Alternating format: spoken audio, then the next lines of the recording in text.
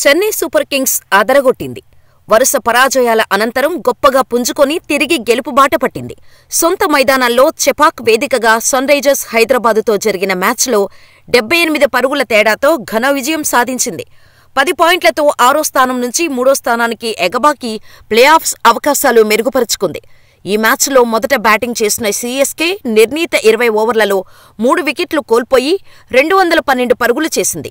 అనంతరం ఛేదనలో సన్రైజర్స్ 18.5 ఓవర్లలో 134 పరుగులకు ఆలౌటైంది. అయితే ఈ మ్యాచ్ను వీక్షించడానికి నేరుగా స్టేడియానికి వచ్చిన ధోనీ భార్య సాక్షి చేసిన పోస్ట్ నెట్టింట వైరల్గా మారింది.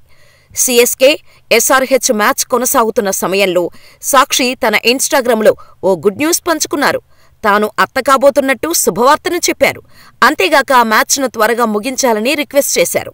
వికెట్ కీపింగ్ చేస్తున్న ధోనీ ఫోటోతో ప్లీజ్ ఇవాళ మ్యాచ్ను త్వరగా ముగించండి, baby is on the way, కాబోయే అత్తగా ఇదే నా అభ్యర్థన అంటూ సాక్షి తన ఇన్స్టాలో స్టోరీ పెట్టారు.